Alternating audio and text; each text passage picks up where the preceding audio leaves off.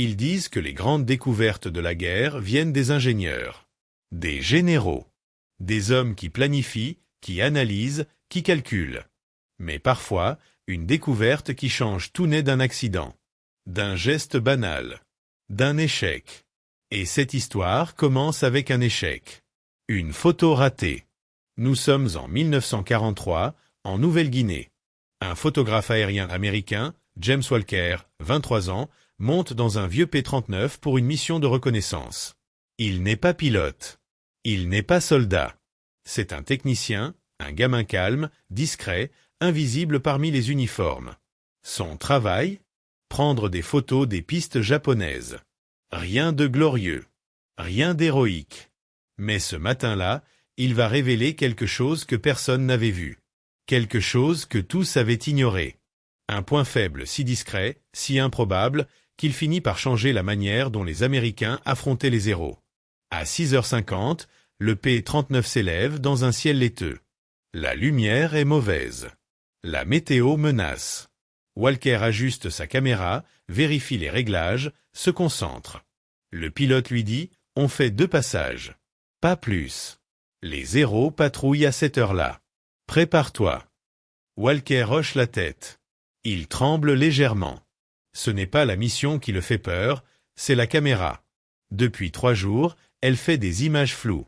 Une lentille instable. Un faisceau de lumière trop fort. Il a voulu la réparer. On lui a dit « Pas le temps. Fais avec. » Et c'est précisément cette caméra défectueuse qui va changer le cours de la guerre. À 7h02, il survole la première piste japonaise. Walker déclenche l'appareil. Il sent immédiatement que quelque chose ne va pas. La vibration. Le bruit de la plaque arrière. Et surtout, l'image. Elle est floue. Vraiment floue. Comme si un voile d'eau passait devant la lentille. Walker serre les dents. Il réajuste, incline la caméra, joue avec l'exposition. Rien. Ils font un deuxième passage. Les tirs anti-aériens commencent à monter comme des lances de feu. Walker prend la dernière photo, presque au hasard. Une image mauvaise. Inutilisable. Il grogne. Génial, encore une photo ratée. Le pilote hurle, on dégage. Le P-39 remonte brutalement dans le ciel. Il rentre presque en silence, l'avion tremblant sous les éclats. Walker pense qu'il a échoué, qu'il aura des problèmes, qu'il n'a fait que perdre du temps et du film. Il ignore totalement que, dans cette dernière photo floue, se cache un détail minuscule. Un détail que personne n'avait jamais remarqué. Un détail qui expose le point faible caché du Mitsubishi Zero.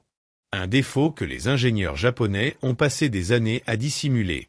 Et qu'un simple cliché raté va révéler au monde entier. Le P-39 atterrit avec un choc sec sur la piste de Dobodura. Walker descend de l'appareil en silence, la caméra serrée contre sa poitrine comme un fardeau. Il est certain d'avoir gâché la mission. Une caméra défectueuse. Une lumière mauvaise. 2 passages sous les tirs ennemis pour des images qu'il croit inutilisables. À peine a-t-il posé le pied au sol qu'on lui arrache presque la caméra des mains. Dépêche, Walker.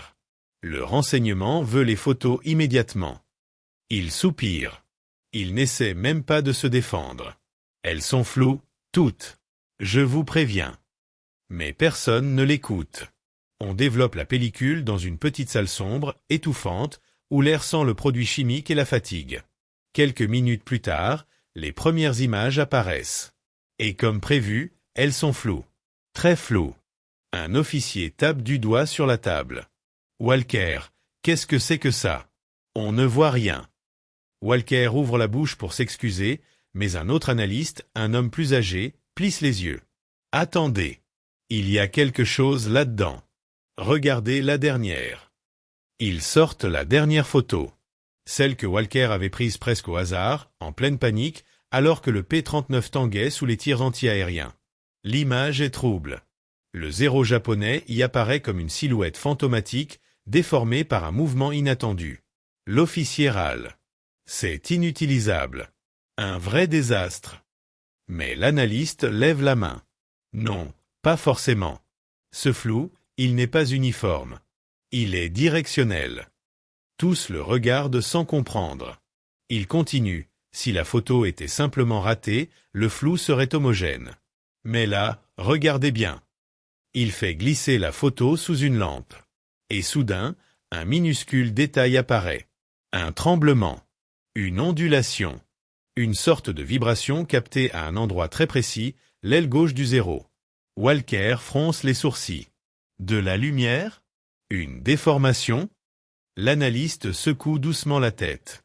Non. C'est une oscillation. Quelque chose que l'avion japonais n'aurait jamais dû montrer, à moins qu'il soit en train de forcer sa structure. Un silence lourd envahit la pièce. L'officier se penche, inquiet. Vous voulez dire que le 0 vibrait? En plein virage? Oui. Et pas une petite vibration. Une vibration structurelle. Un signe de faiblesse. Walker déglutit. Il ne réalise pas encore ce qu'il vient d'apporter. L'analyste pose la photo avec précaution. Si cette image dit la vérité, alors le 0 a un point faible. Un point faible que personne n'avait jamais vu. Et que cette photo soi-disant ratée vient peut-être de révéler. Walker reste figé. La mission qu'il croyait avoir ruinée vient d'ouvrir une porte que les Américains cherchent depuis 2 ans de guerre. Une faiblesse. Un défaut. Une limite invisible capturée par une lentille instable. Ce n'est plus une photo ratée. C'est une preuve. Un début de révolution dans la manière d'affronter le Mitsubishi Zero. L'ingénieur Henderson agrandit la photo sur la table lumineuse. Le flou se transforme en une série d'ondulations étranges. Des lignes instables. Des déformations minuscules. Autour de lui, les analystes se penchent, confus. Pour eux, ce n'est qu'une image inutilisable. Mais Henderson ne voit pas une erreur. Il voit un motif. Regardez ici. Il pointe du doigt un endroit précis, l'aile gauche du 0, déformée par une vibration irrégulière. Un analyste s'avance, c'est juste un mouvement du P-39. Rien de plus. Henderson secoue la tête, catégorique. Non. Si c'était le P-39, le flou serait uniforme. Mais ici, seule l'aile du 0 est déformée. Pas le reste de l'avion. Un silence s'installe. Un silence de compréhension naissante. Henderson ajuste la luminosité. L'image révèle alors un détail encore plus troublant, un flou directionnel, comme si l'aile oscillait à très haute fréquence. C'est un flûté, murmure un ingénieur. Un terme que peu connaissent. Une oscillation aérodynamique destructive, rare et dangereuse. Henderson confirme, oui. Et si cette photo dit vrai, alors le 0 entre en flûté lorsqu'il tourne trop serré. Ce qui signifie qu'il a une limite structurelle. Les analystes échangent des regards. Une limite? Dans l'avion considéré comme le plus agile du Pacifique? C'est presque impossible à croire. Walker, toujours au fond de la salle, hésite. Puis il demande, alors, si on le pousse trop vite ou trop fort, il devient instable. Henderson se tourne vers lui. Ses yeux brillent. Exactement. Le 0 peut tourner plus serré que nous, mais seulement jusqu'à un certain point. Au-delà, son aile vibre et il perd le contrôle. Un officier prend une grande inspiration. Vous êtes en train de dire que le 0, qu'on pensait parfait, peut être forcé à se détruire lui-même?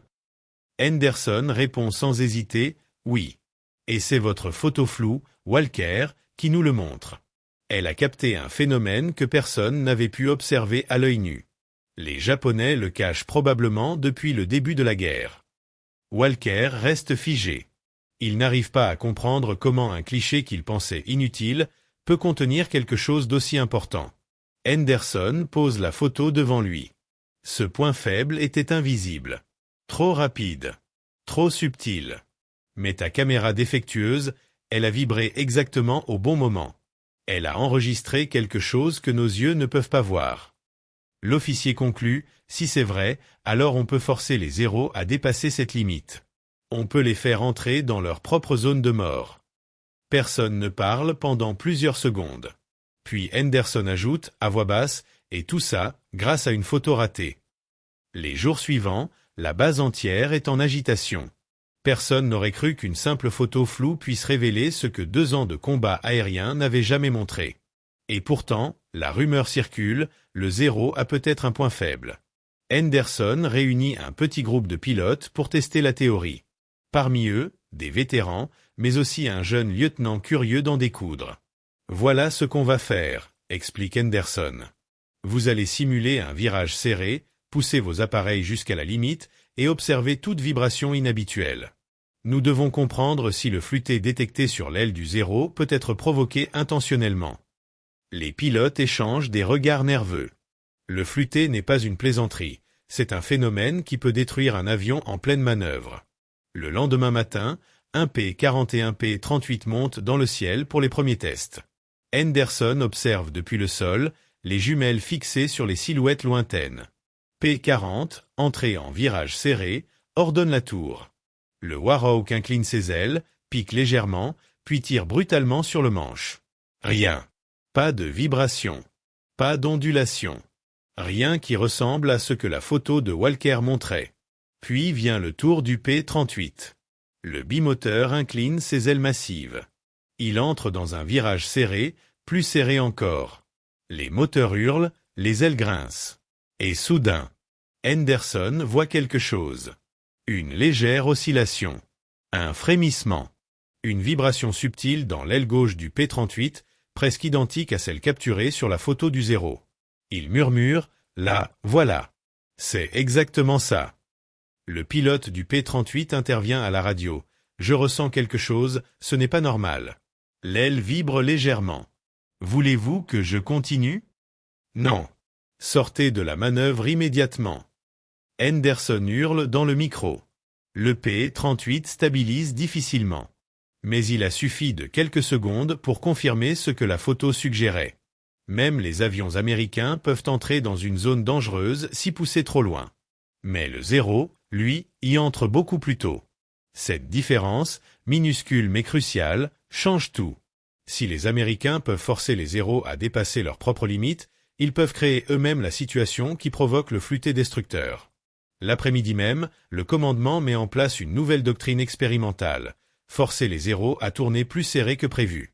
Les pousser dans la zone rouge. Le lendemain, l'occasion de tester cette théorie arrive plus vite que prévu. 2 P-40 interceptent une patrouille de 0 au-dessus des montagnes. L'un des pilotes américains, conscient de la découverte, tente quelque chose de nouveau. Au lieu de fuir en ligne droite ou en piqué, il tire volontairement un virage serré, puis un second, puis un troisième, encore plus violent. Le 0 qui le suit tente de reproduire la manœuvre. Il se rapproche. Trop. Beaucoup trop. À la radio, l'Américain dit « Je sens qu'il va craquer. Attendez. » Et alors, ça arrive. Le 0 vibre. Son aile gauche ondule. Puis l'avion se met à trembler de manière incontrôlable. Le pilote japonais perd le contrôle. Le 0 décroche. Il entre dans une chute en spirale et se désintègre dans un nuage de fumée. Silence à la radio. Puis une voix, incrédule, « Mon Dieu, c'était vrai. » Cette photo disait la vérité. La nouvelle se répand comme un incendie dans toute la base. Un 0 détruit sans tir direct. Un 0 tombé à cause de sa propre aile. Désaligné, brisé, piégé par une limite structurelle invisible. Les rapports affluent. Les ingénieurs américains croisent les données. Les pilotes témoignent. Et pour la première fois depuis le début de la guerre, une phrase apparaît dans les documents militaires. Le Mitsubishi 0 possède une zone de flûter dangereuse à haute charge latérale. Personne ne l'aurait cru quelques jours plus tôt. Un avion réputé imbattable. Un chasseur légendaire, devenu symbole de supériorité japonaise, possédait un point faible que personne n'avait repéré. Et la clé venait d'une photo que Walker croyait avoir ruinée. En haut commandement, on réécrit les consignes de combat. Une nouvelle doctrine se met en place. Provoquer les 0, les attirer dans des virages de plus en plus serrés, les forcer à dépasser la zone où leur aile commence à vibrer. Officiellement, cette tactique s'appelle la surcharge progressive. Officieusement, les pilotes la nomment la manœuvre de Walker, en hommage au jeune technicien qui avait pris la photo floue. Mais le plus surprenant reste la réaction japonaise, car eux aussi découvrent ce phénomène presque au même moment. Des rapports interceptés mentionnent des pertes inexplicables. Des zéros chutant sans cause apparente. Des ailes qui tremblent à haute vitesse. Le commandement nippon ordonne immédiatement de réduire l'agressivité en virage serré. Autrement dit, l'arme la plus redoutée du Pacifique venait de perdre une partie de son avantage. Tout cela à cause d'un flou. Un flou qui n'aurait jamais dû arriver. Walker, lui, reste silencieux au milieu du chaos. Ce n'est pas un pilote. Ce n'est pas un héros. C'est juste un garçon avec une caméra défectueuse et des mains qui tremblaient sous les tirs anti-aériens. Quand Henderson lui montre le rapport final, il n'arrive pas à y croire. Grâce à ton erreur, dit l'ingénieur, on a appris ce que des centaines de combats n'ont jamais révélé. Tu as capté une vérité que nos propres yeux ne pouvaient pas voir. Walker baisse les yeux, murmure presque. Tout ça, pour une photo ratée. Henderson sourit, mais d'un sourire grave. Parfois, ce sont les erreurs qui montrent ce que la perfection cache. Dans les mois qui suivent, les combats changent. Les pilotes américains cessent de fuir les zéros. Ils les provoquent. Ils les tirent vers la zone rouge. Et les chutes en spirale se multiplient. La légende du zéro immuable, intouchable, infaillible, commence à se fissurer. Et une simple image floue, rangée dans un dossier marqué « Urge », reste comme le symbole silencieux d'une faiblesse que même les ingénieurs japonais n'avaient jamais avouée. C'est ainsi que l'histoire retiendra cette découverte.